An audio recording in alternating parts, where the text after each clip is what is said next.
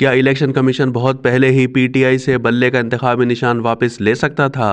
P T I نے پہلے notice کو جوتے کی نوک پر رکھا، فراڈ کے باوجود ایک اور موقع دیا گیا، محض رسمی کارروائی بھی پوری نہیں کی گئی۔ محمد بلال غوری کا کالم۔ گاہے خیال آتا ہے کہ شاید ہم پاکستانیوں کا بابا آدم ہی نرالا ہے۔ آج تک ہم جسٹس منیر کو اس لیے متون کرتے چلے آئے ہیں کہ انہوں نے نظریہ ضرورت کے تحت فیصلے کرنے کی روایت کیوں ڈالی، مگر اچانک مزاج بدلا تو اب چیف جسٹس قاضی فائز عیسیٰ کو اس لیے ہدف تنقید بنا لیا گیا ہے کہ انہوں نے نظریہ ضرورت کے بجائے آئین و قانون کے مطابق فیصلے کرنا کیوں شروع کر دیے ہیں۔ میرا خیال ہے کہ ہم ایک بار یہ طے کر لیں کہ عدلیہ کو آئین و قانون کی روح سے کام کرنا چاہیے یا پھر اخلاقیات، آئین کی روح اور سیاسی مصلحت جیسی مبہم اصلاحات کے پیش نظر فیصلے کرنے چاہیے۔ اگر تو آئین کے بجائے آئین کی روح، اخلاقی تقاضوں اور زمینی حقائق کے تحت کام چلانا ہے تو پھر یہ سب اصول بدلتے رہیں گے۔ ہر چیف جسٹس کی اپنی لغت اور اپنی تشریح و تعبیر ہوگی، لہٰذا بہتر یہی ہوگا کہ ہر عدالتی فیصلے کو آئین و قانون کی کسوٹی پر جانچنے کے بعد رائے دی جائے۔ سب سے پہلا اعتراض یہ کیا جا رہا ہے کہ جس طرح اے این پی کو ایک موقع دے دیا گیا اور چیتاونی دینے کے بعد لالٹین کا انتخابی نشان لوٹا دیا گیا، اسی طرح پی ٹی آئی کو بھی جرمانہ کر دیا جاتا، اس قدر سخت سزا نہ دی جاتی۔ پہلی بات تو یہ ہے کہ ہر پارٹی الیکشن کمیشن میں جمع کروائے گئے اپنے دستور کے مطابق پارٹی الیکشن کروانے کی پابند ہے۔ مثال کے طور پر پی ٹی آئی کے دستور میں لکھا ہے کہ ہر 3 سال کے بعد انٹرا پارٹی الیکشن ہوں گے، لیکن الیکشن ایکٹ 2017 کے مطابق جماعتی انتخابات کے لیے 5 سال کی مہلت دی گئی ہے۔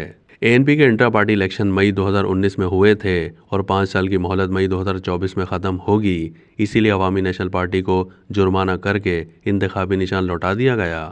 مگر پی ٹی آئی کی واردات کتنی گھناؤنی ہے، آپ سنیں گے تو حیران رہ جائیں گے۔ 2017 میں پی ٹی آئی کے انٹرا پارٹی الیکشن ہوئے، کتنے شفاف تھے، اس تفصیل میں نہیں جاتے۔ اب 2022 میں 5 سال پورے ہونے سے پہلے دوبارہ انتخابات کروانے تھے۔ الیکشن کمیشن نے مئی 2021 میں جب عمران خان وزیر اعظم تھے تب پہلا نوٹس جاری کیا تھا، پی ٹی آئی نے اسے جوتے کی نوک پر رکھا۔ کچھ عرصے کے بعد دوسرا نوٹس جاری کیا گیا اور 13 جون 2022 کی ڈیڈ لائن مقرر کرتے ہوئے کہا کہ اگر اس تاریخ سے پہلے انتخابات نہ کروائے گئے تو پارٹی کو انتخابی نشان سے محروم کر دیا جائے گا۔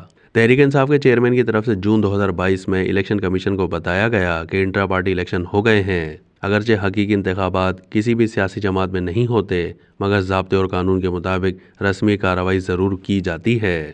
مگر پی ٹی آئی نے رسمی انتخابات کا تکلف اور تردد بھی گوارا نہیں کیا۔ 13 ستمبر 2023 الیکشن کمیشن نے اس جعل سازی اور فراڈ کا سراغ لگا لیا۔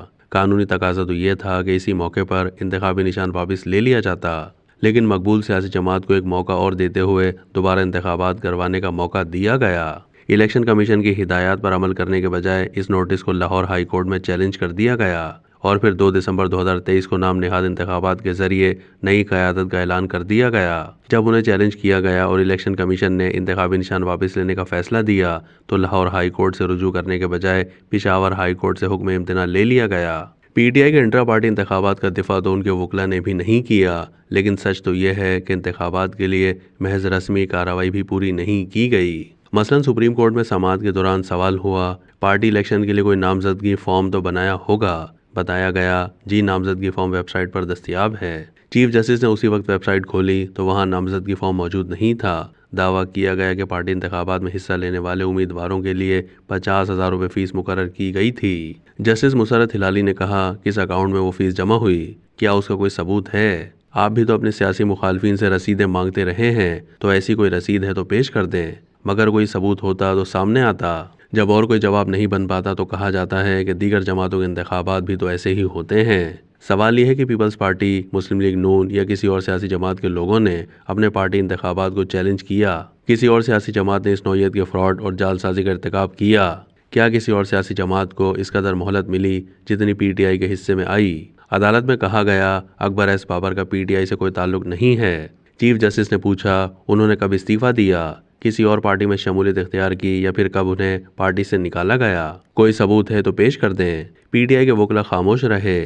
کہا جاتا ہے کہ تکنیکی بنیادوں پر ملک کی بڑی سیاسی جماعت کو میدان سے باہر کر دیا گیا۔ قانون نام ہی تکنیک کا ہے۔ ہم سب اپنی آمدنی و اخراجات سے متعلق جو گوشوارے جمع کرواتے ہیں، کیا وہ 100% ٹھیک ہوتے ہیں؟